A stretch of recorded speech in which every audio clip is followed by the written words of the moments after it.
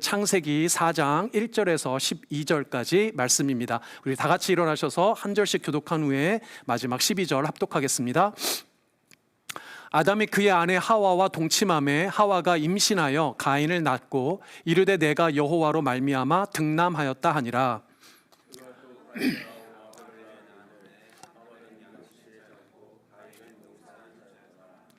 세월이 지난 후에 가인은 땅의 소산으로 제물을 삼아 여호와께 드렸고 아벨은 자기도 양의 첫 새끼와 그 기름으로 드렸더니 여호와께서 아벨과 그의 제물은 받으셨으나 가인과 그의 제물은 받지 아니하신지라 가인이 몹시 분하여 안색이 변하니 여호와께서 가인에게 이르시되 내가 분하여 함은 어찌 됨이며 안색이 변함은 어찌 됨이냐.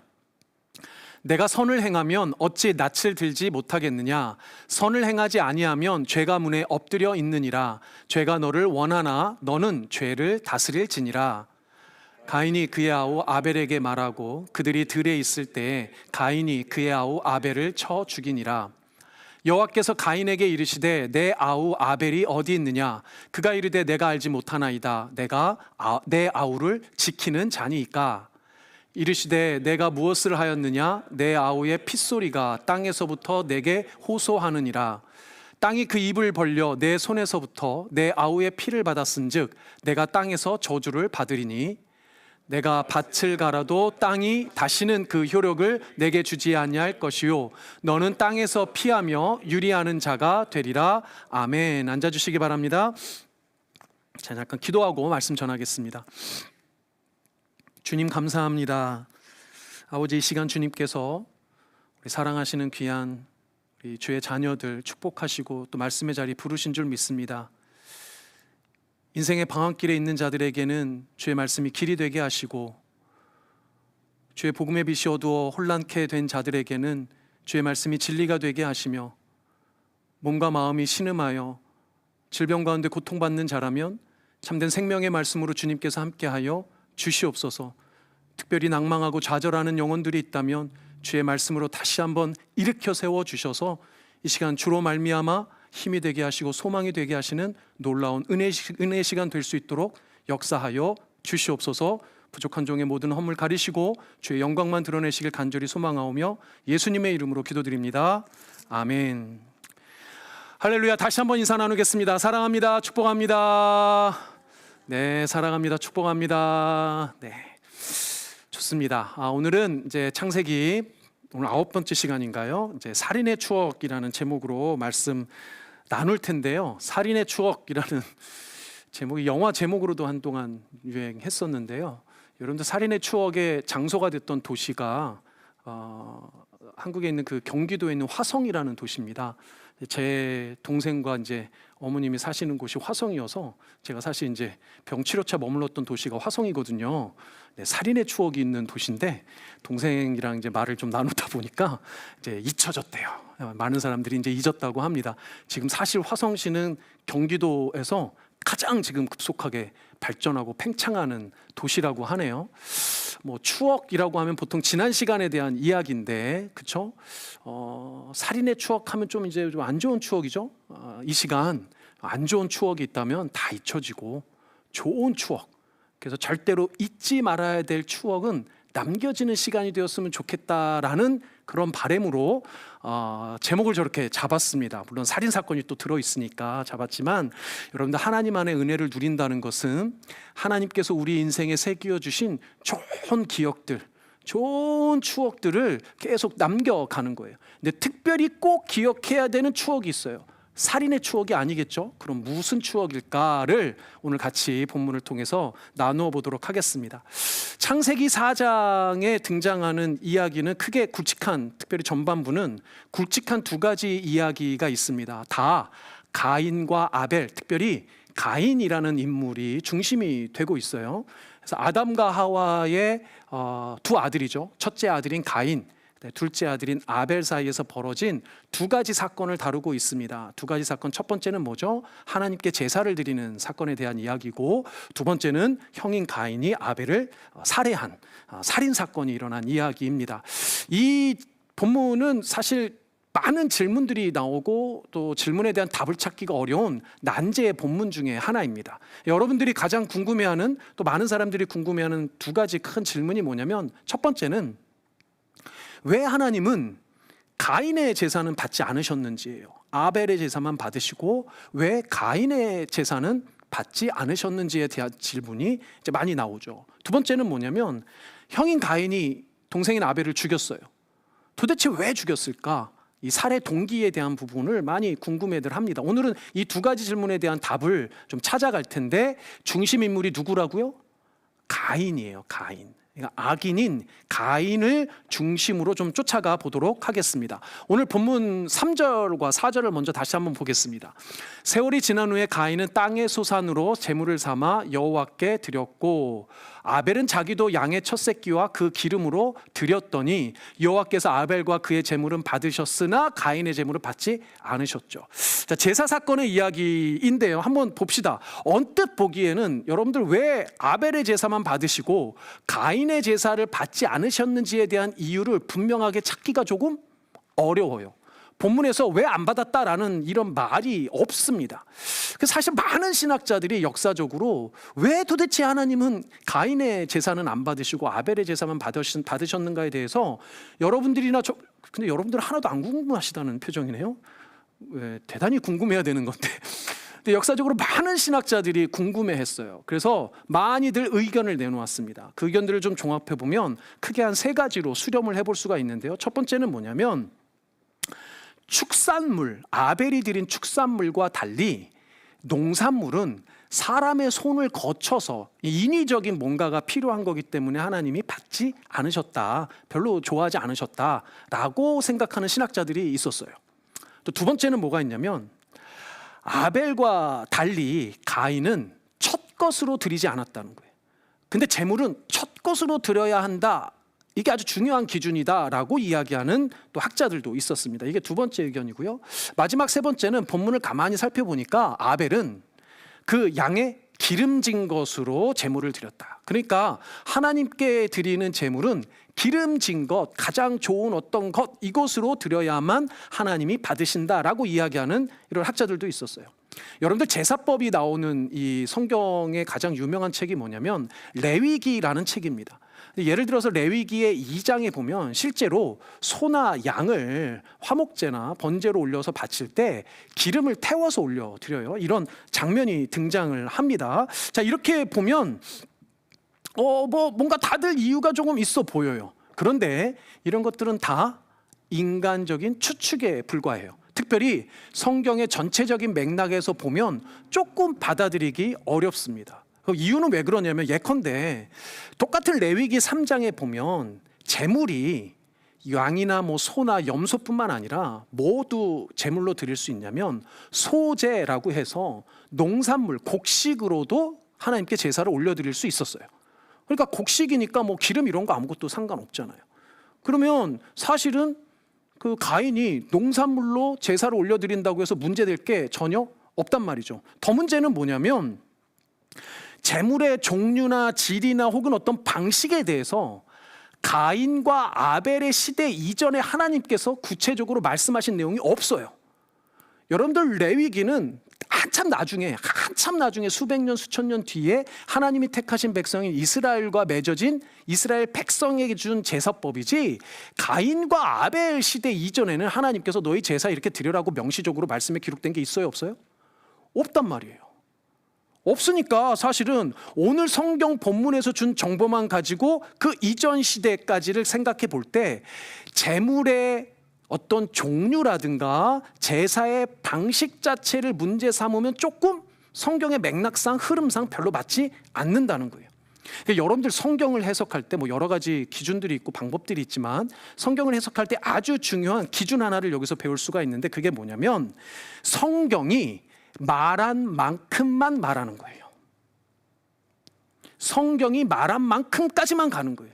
내지는 성경의 흐름과 그 말한 만큼을 기준으로 합당한 추론만 가능한 거예요.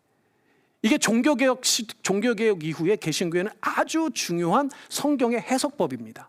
여러분들 종교개혁가들이 5가지 솔라라고 해서 개신교의 아주 중요한 5가지 기본적인 근본적인 교리를 정리해 놓은 게 있어요. 이걸 five sola라고 합니다. 라틴어로 돼 있어서 솔라라고 하는데 솔라가 오직이라는 말이거든요. 5가지가 이렇게 됩니다. 한번 1번부터 따라해 볼까요? 솔라 스크립투라, 솔라 스크립투라, 다 라틴어입니다. 솔루스 크리스투스.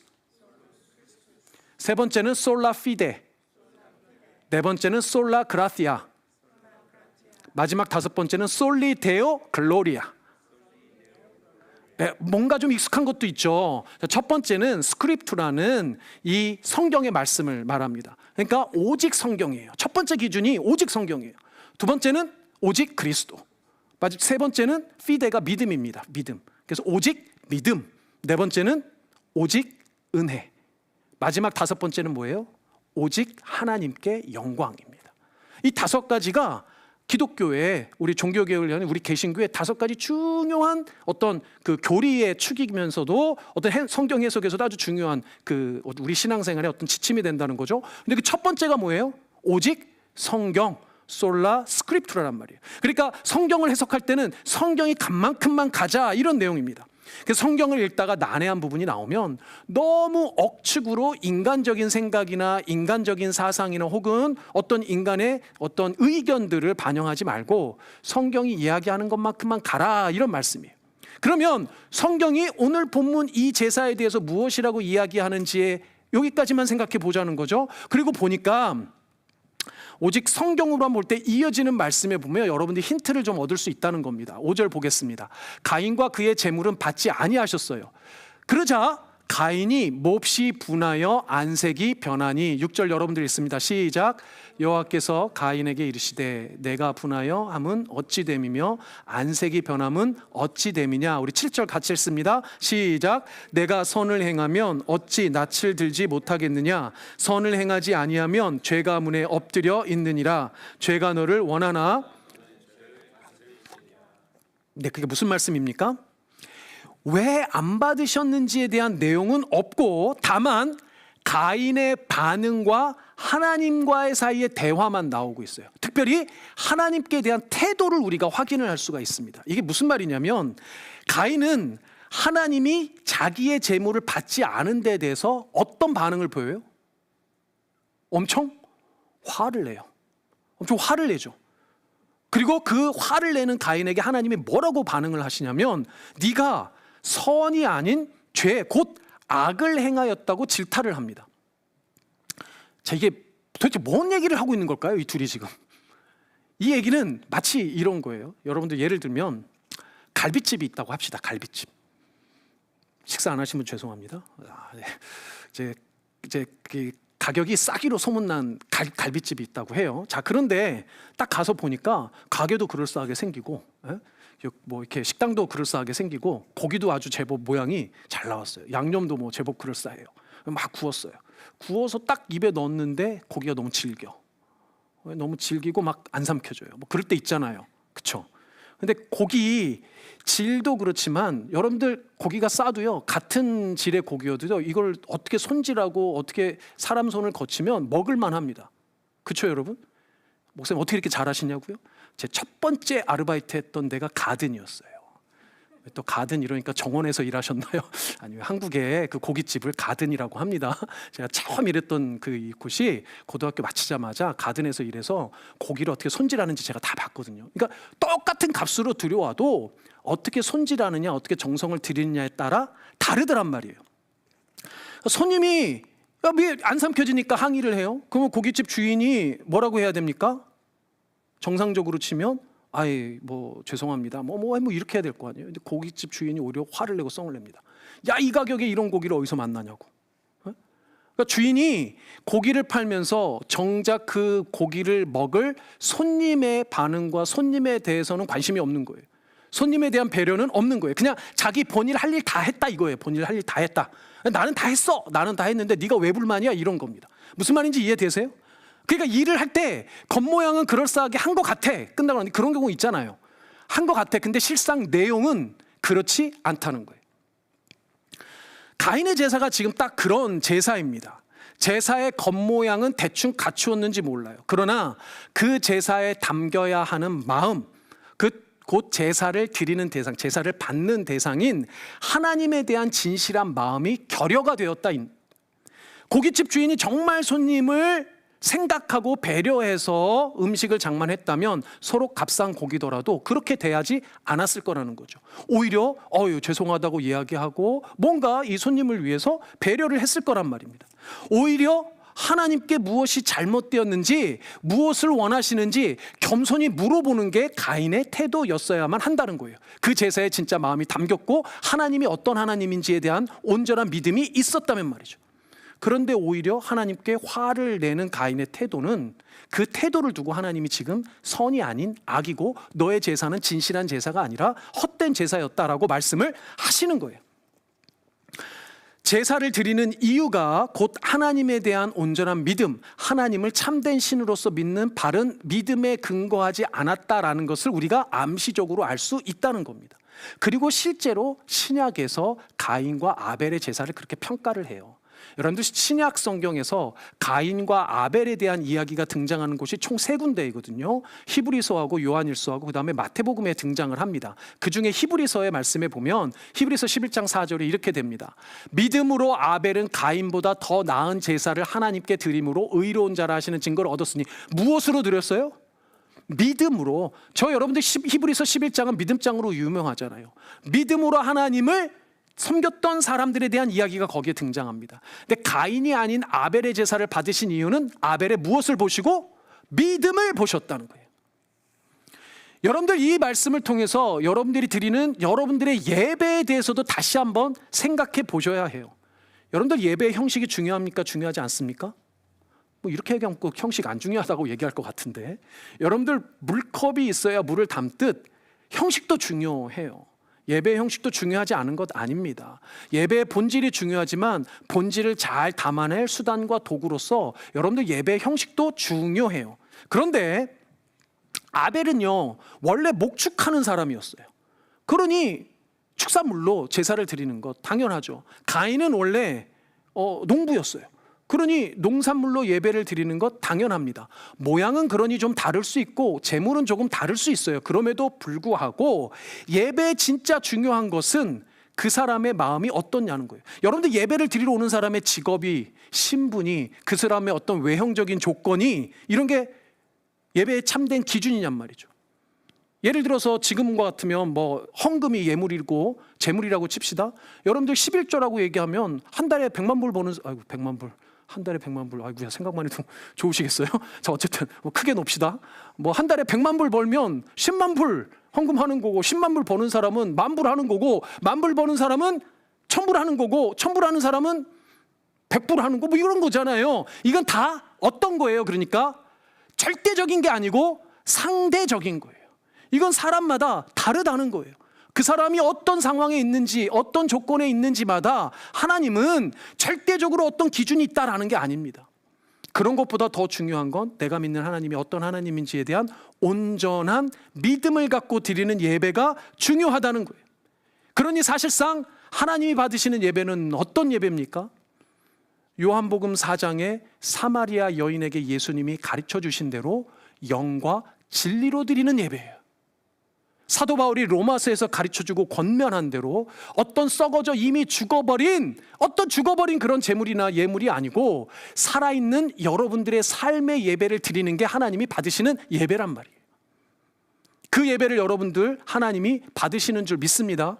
그러니 헛된 것으로, 죽은 어떤 것으로, 썩어지는 여러분들의 헛된 세상적인 마음으로 드리는 예배 아니라 정말 살아계신 하나님을 믿는 온전한 믿음으로 드리는 여러분들의 예배가 되기를 주님의 이름으로 소망합니다. 아멘. 그런데 이게 더 중요한 이유가 뭐가 있냐면요, 이 하나님에 대한 마음이 동일하게 어디로 연결되냐면 이웃에 대한 마음으로 연결되기 때문에 중요해요. 여러분들 무슨 이유가 되었건 예배를 드리러 이 자리에 찾아온 사람이라면 그 누구에게든지 동일하게 사랑하는 마음으로 대해야 됩니다. 하나님을 사랑하는 마음으로 예배를 드리는 거라면 동일하게 함께 드리는, 여러분들의 지체, 여러분들의 앉아있는 그 누가 되었든지 그 사람도 동일하게 사랑하는 마음으로 그 사람과 함께 예배를 드려야 한다는 거예요. 여러분들 하나님을 사랑함으로 예배드리는 자라면 함께 예배하는 성도들도 사랑하는 마음을 가져야 한다는 겁니다. 우리가 그렇게 되기를 바라는데 그 내용이 왜 중요하냐면 이 다음의 스토리로 넘어가서 연결이 되기 때문이에요. 여러분들 가인과 아벨의 두 번째 스토리는 안타깝게도 끔찍한 살인 사건이었습니다. 더더군다나 형이 동생을 죽이는 동족 정도가 아니라 형제 살인 사건이 일어난 거죠. 이 사건에서 가장 중요한 질문은 뭐라고 그랬죠? 왜 죽였냐예요. 살해 동기가 어디에 있느냐입니다. 8절을 다시 한번 보도록 하겠습니다. 가인이 그의 아우 아벨에게 말하고 그들이 들에 있을 때 가인이 그의 아우 아벨을 쳐 죽이니라. 우리 개역개정 성경에는 조금 문맥이 조금 탁 안 와닿게 돼 있는데, 여러분들 그 septuaginta라고 하는 70인역이라든가 벌가타라고 원래 그 천주교에서 처음 했었던 그 성경책이 있는데, 이런 번역본들에 보면 옛날 고대 사본에서 일부 조금 좀 다르게 번역해 추가된 번역이 있어요. 거기에 뭐가 들어가 있냐면 우리가 들로 나가자라는 부분이 들어있어요. 그러니까 가인이 그의 아우 아벨에게 우리가 들로 나가자라고 말하고 그러고 나서 들로 갔다는 거예요. 그러니까 무슨 의미입니까? 가인이 아벨을 의도적으로 들로 끌고 나간 거예요. 그러면 이 살인 사건은 우발적인 거예요? 아니면 계획적인 거예요? 문맥상으로 보면 계획적이라는 거예요. 의도적이라는 거예요. 그러니까 살해할 의도를 가지고 자기 동생을 끄집어낸 거예요. 자, 그런데 그리고 나서 본문을 아무리 들러봐도 도대체 왜 동생을 죽였는지에 대해서는 등장하지 않습니다. 그러나 다음 구절에서 여러분들 눈여겨볼 것은 살인자 가인이 하나님을 역시 어떻게 대하는지 태도예요. 9절 여러분들이 읽어봅니다. 시작. 여호와께서 가인에게 이르시되 내 아우 아벨이 어디 있느냐.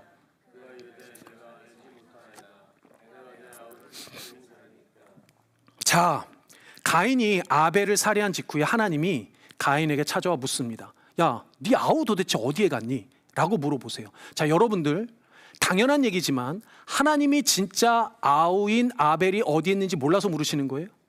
아니면 이미 살해당했다는 이 살인사건 자체를 몰라서 물으시는 거예요? 아니죠. 다 알고 물으시는 겁니다. 전능하신 하나님은 다 아시잖아요. 그러면 알고 계시는 하나님에게 가인은 하나님을 제대로 알았다면 뭐라고 대답해야 돼요? 죽을 죄를 졌습니다. 이렇게 가야 되는 거잖아요. 그런데 뭐라고 이야기합니까? 지금 내가 알지 못하나이다 라고 뻔뻔하게 뭐를 합니까? 거짓말을 합니다. 여러분들 죄의 시작이 어디였어요? 거짓에서 시작됐어요.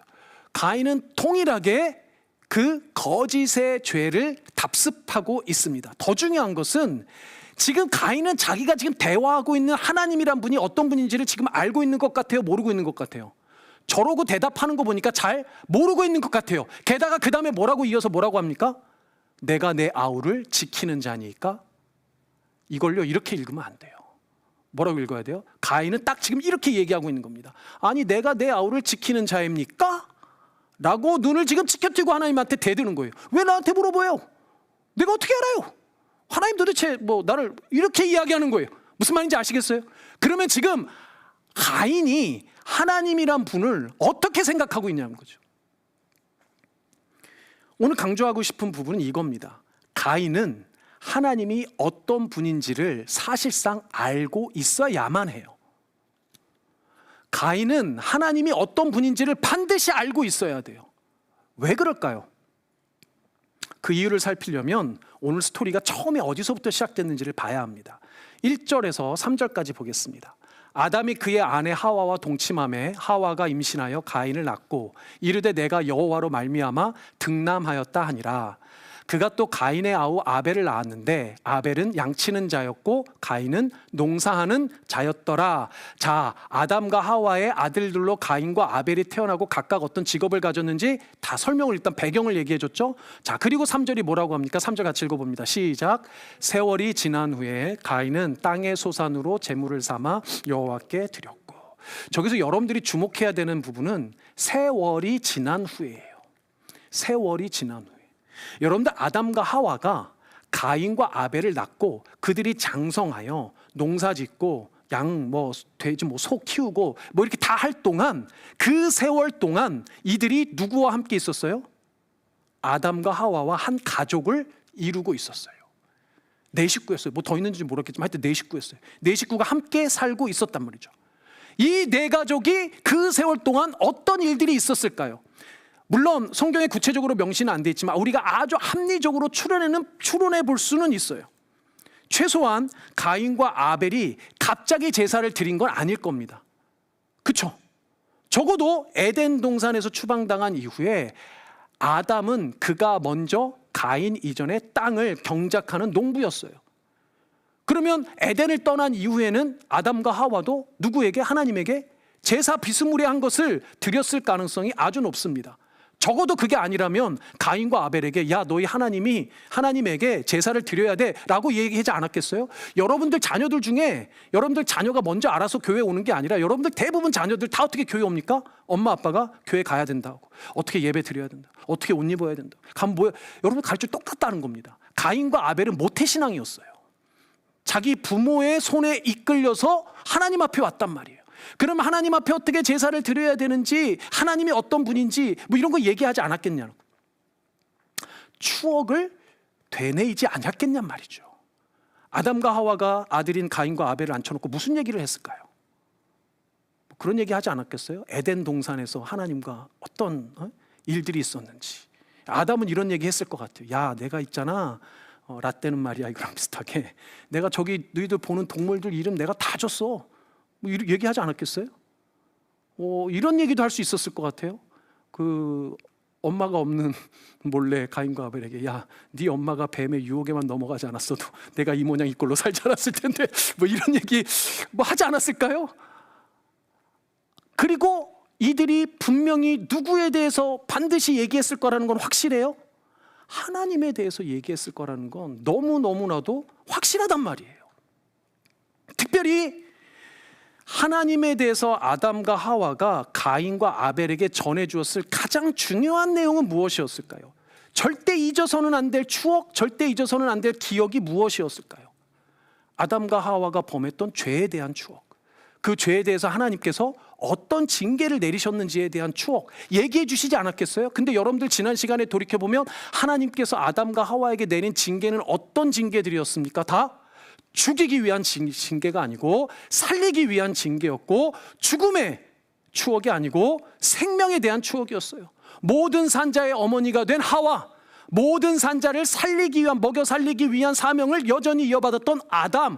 그렇다면 지금 가인과 아벨이 그의 부모였던 아담과 하와에게 전달받았을 확실한 하나님에 대한 기억은 생명에 대한 기억이에요.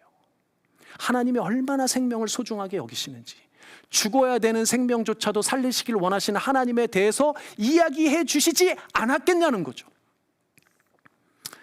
그래서 하나님은 가인에게 너 아우의 핏소리에 대해서 이야기합니다. 생명의 울부짖음에 대해서 이야기해요. 10절에 이렇게 하나님이 이야기합니다. 이르시되 내가 무엇을 하였느냐, 내 아우의 핏소리가 땅에서부터 내게 호소하느니라. 하나님이 얼마나 생명에 대해서 관심이 있고 집착하고 계시는지에 대해서 얘기해 주시는 말씀입니다. 사랑하는 여러분, 물론 가인이 아벨을 직접적으로 죽인 이유는 아마도 제사 사건 때문에 화가 나서 그랬던 것 같아요. 그 분노를 참지 못하고 아벨을 죽인 겁니다. 근데 여러분들 제사 사건을 다시 돌이켜보면 실제로 가인이 화가 난 게 아벨일까요? 아벨에게 화가 난 걸까요? 아벨이 잘못한 게 있어요, 없어요? 아벨은 없습니다. 그럼 사실 지금 가인이 화가 난 건 누구에게 화가 난 거예요? 하나님에게 화가 난 거예요. 자기 재물을 받지 않으신 하나님에게 화가 났는데 그 화에 대한 화풀이는 누구에게 한 겁니까? 동생인 아벨에게 한 거예요. 딱 우리말에 뭡니까? 종로에서 뒤지게 뺨 맞고 한가인 가서 뒤지게 화풀이하는 거랑 지금 똑같아요. 근데 사랑하는 여러분, 우리 삶에 일어나는 일들이 딱 이렇습니다. 세상 사람들이 서로 화를 내고 서로 다투고 심지어 죽이기도 하는 것, 서로를 미워하는 것 같지만 그들은 모르지만 사실 그들이 진짜 화를 내고 있는 건 하나님이에요. 사실 그들이 진짜 대적하고 있는 건 하나님입니다. 그들은 그들 스스로 그것 자체를 모르는 것뿐이에요. 엄밀히 말해서 그들이 참으로 모르는 것은 하나님을 모르는 것이고 하나님이 어떤 분인지 모르기 때문에 서로에게 총질하고 있다는 거예요. 근데 우리도 마찬가지일 수 있습니다. 우리가 사실 신앙을 가지고 있다고 하면서, 그리고 하나님이 어떤 분인지 알고 있다고 하면서도 동일한 죄를 범하기 너무 쉽다는 거예요. 여러분들 종종 말씀드리지만 하나님과의 관계가 온전치 못하면 가족이나 이웃과의 관계가 온전하기 힘듭니다. 이거 아주 중요한 사실이에요. 제가 언젠가도 한번 말씀드렸는데요, 하나님께 사랑을 받아보지 못한 사람은 그 형제와 이웃도 온전히 사랑하기 쉽지 않아요. 이 땅 가운데 진짜 참된 사랑은 하나님이 주시는 사랑밖에 없단 말이에요. 그러니 그 하나님의 사랑을 경험하지 못한 사람은 다른 사람을 진짜 사랑하기 어렵다는 겁니다. 그래서 여러분들 흔히 인간관계를 어려워하는데, 모든 인간관계가 잘못된 근원은 하나님과의 관계가 어그러졌기 때문이에요. 우리가 이미 하나님을 알고 또 믿는다면, 그러면서도 그렇게 말을 하면서도 여전히 서로 우리가 질투하고 시기하고 다투고 싸우고 이러고 있다면 우리가 하나님을 잘 모르는 것이고 하나님의 사랑을 여전히 잘 누리지 못하는 겁니다. 그러니까 사랑하는 여러분들이 먼저 하나님의 사랑을 사모하고 그 하나님의 사랑을 경험하기를 간절히 소망하고, 또 그런 여러분들이 되시기를 축복합니다. 아멘. 말씀을 맺겠습니다. 사실 가인의 이 스토리를 다 살펴보면 진짜 질문을, 여러분들 뒤에 제가 다 다루지 않았지만 4장 전체를 다루어 보면 사실 진짜 질문은 이렇게 귀결이 돼요. 하나님은 왜 살인죄를 저지른 가인조차도 살려두시는가예요. 가인을 살려주시거든요. 심지어는 가인을 축복하십니다. 다른 사람들이 가인을 저주하지 못하게 막으세요. 창세기 4장 전체 이야기는 그래서 사실 놀랍게도 의인이라고 평가받는 아벨의 이야기가 아니고 악인이라고 평가받는 가인의 이야기입니다. 심지어는 16절 이하에 보면 가인의 스토리로 끝나지 않고 가인의 후손들 이야기까지 나와요. 그러니까 4장 전체가 사실은 가인에 대한 이야기란 말이에요. 그래서 진짜 우리 관심은 이래야 됩니다. 창세기 4장에서 이 가인의 스토리로 진짜 하나님이 말씀하고 싶은 건 무엇일까? 물론 창세기 4장 여러분들이 아무리 읽어봐도 그 질문에 대한 답을 명시적으로 주지 않아요. 그런데 우리가 아주 합리적으로 성경의 맥락상 추측해 볼 수 있는 건 이겁니다. 결국 악인에 불과한 가인의 생명조차도 하나님은 함부로 취하지 않으세요. 무슨 말씀인지 이해되세요? 드라마 얘기를 하나 하고 마무리할까 합니다. 한동안 안 했는데, 한동안 정신이 없다가 최근에 재밌게 본 드라마가 하나 있어서, 드라마 얘기하니까 되게 좋아하시네요. 성경 얘기보다 더 좋아하시면 안 되는데, 여러분들 그 정신병동의 아침이 온단가 뭐 이런 드라마 있어요. 그 박보영이라는 아주 체구가 작고 아주 귀엽게 생긴 여배우가 등장하는데, 이 박보영이라는 이 배우가 주인공이에요. 이제 주인공이 정신병동의 간호사입니다. 정신병동의 간호사로 이제 이렇게 근무를 하는데 아주 좋은 간호사예요. 특별히 정신병동의 환자들이니까, 우리 간호사분들 많으시죠 여기? 정신병동의 환자들이니까 다 정신병을 앓고 있는 분들이잖아요. 근데 이 간호사는 아주 그 환자들을 잘 이해하고 말을 잘 들어주고, 그러니까 아주 좋은, 우리가 흔히 그 심리 상담 용어로 라포라고 하는데, 라포를 아주 잘 형성하는 아주 좋은 그런 간호사로 등장을 합니다. 그런데 이 간호사가 아주 관심을 갖는 환자가 한 명 있었는데, 이 게임 중독, 현실을 살지 않고 게임 세계에 빠져 사는 환자가 한 명 등장을 해요. 근데 이 환자가 안타깝게도 스스로 목숨을 끊습니다. 근데 또 이 참 아이러니하게도 목숨을 끊기 직전에 마지막으로 연락한 사람이 이 간호사예요. 그러니까 이 간호사가 충격이 엄청나겠죠. 어마어마하겠죠. 자기가 마지막에 연락한 사람이라는 것도 알게 돼요.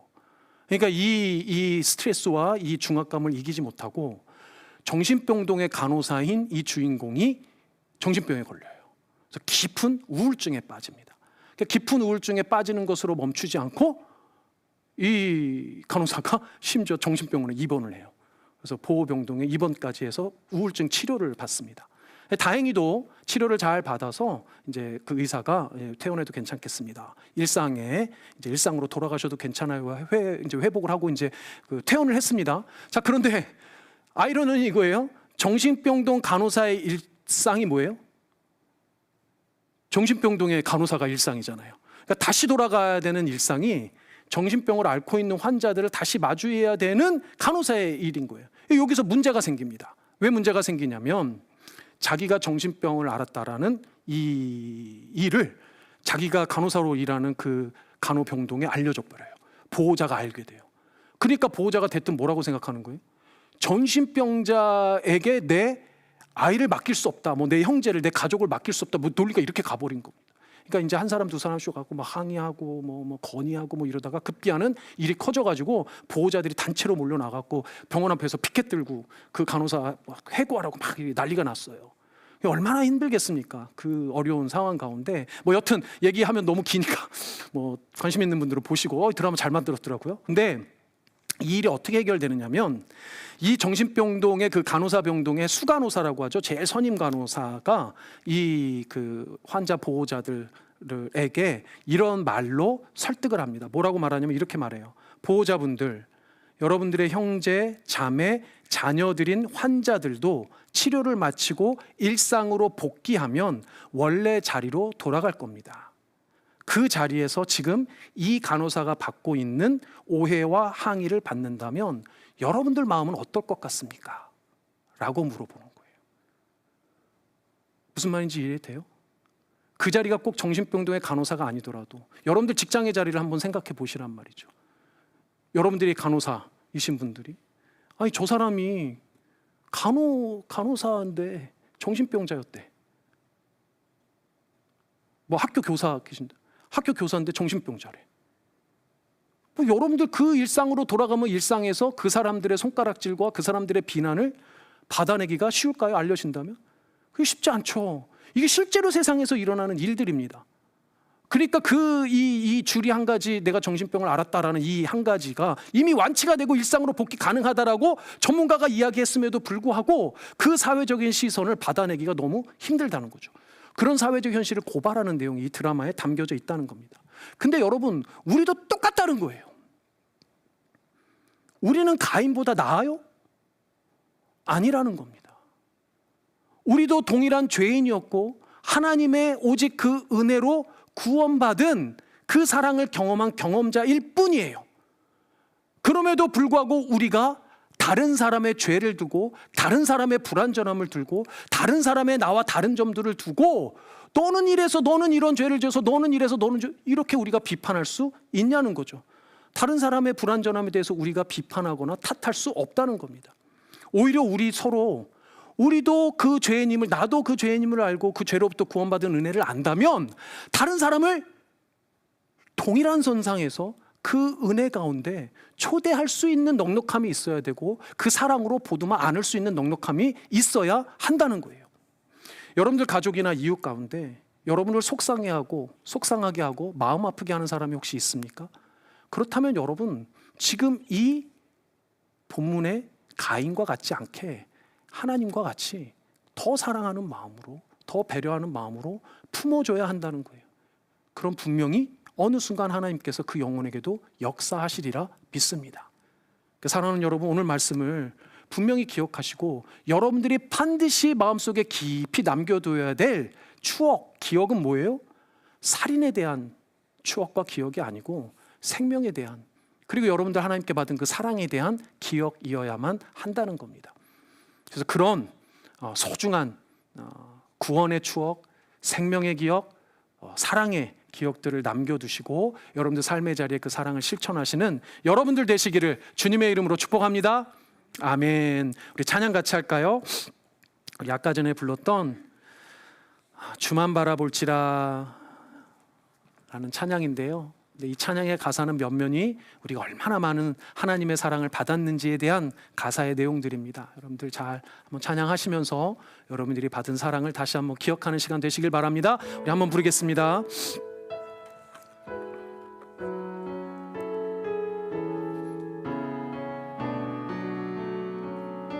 하나님의 사랑을 사모하는 자,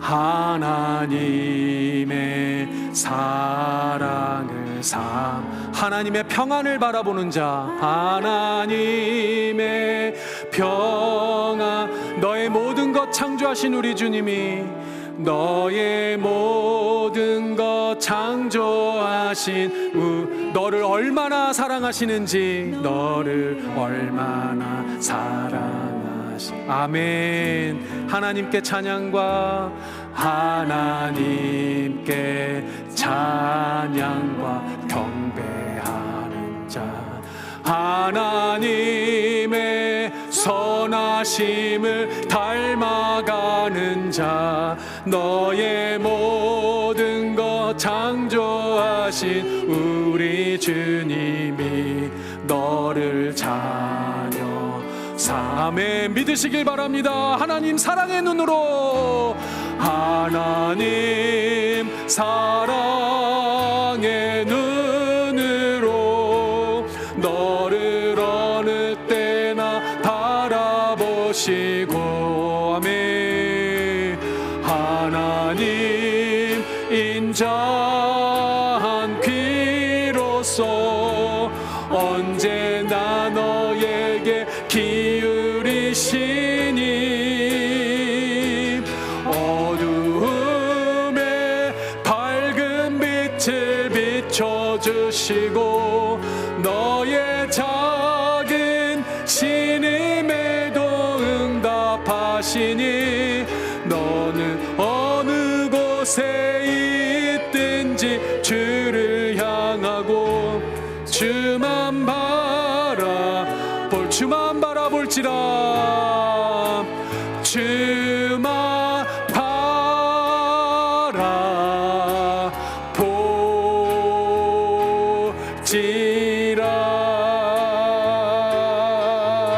바라볼지라. 아멘, 아멘. 주님만 바라보시는 이 시간 되길 원합니다. 오늘 블루진 데이 이어서 우리 다 같이 일어나셔서 블루진 공동체 고백하시고 제가 기도하고 축도하고 마무리하겠습니다. 우리 다 같이 블루진 공동체 고백합니다. 시작. 우리는 세상으로부터 부름받은 하나님의 백성입니다. 우리는 복음을 위하여 다시 세상으로 보냄받은 예수 그리스도의 제자입니다. 우리는 오직 하나님만을 찬양하고 경배하는 하나님의 예배자가 되겠습니다. 우리는 생명의 복을 받은 하나님의 형상으로서 세상을 축복하는 소명자가 되겠습니다.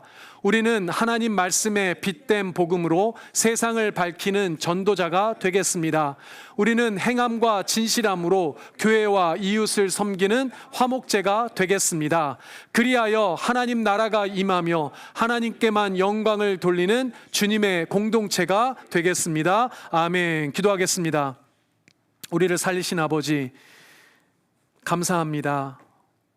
우리 삶에 오직 죄와 죽음의 얼룩이 아니라 주님이 사랑하여 주셔서 허락하신 생명과 그 삶의 놀라운 추억과 기억만 남겨질 수 있도록 주님 역사하여 주시옵소서. 우리가 주님의 사랑을 경험한 줄 믿습니다. 그 사랑으로 내 사랑하는 가족들, 이웃들을 대하게 하시고, 특별히 아버지 하나님 우리가 섬겨야 하는 귀하고 복된 이웃들 가운데 그 사랑으로 섬기는 복되고 귀한 우리 사랑하는 성도님들, 우리 블루진 공동체 될 수 있도록 주님께서 역사하시고 함께하여 주시옵소서.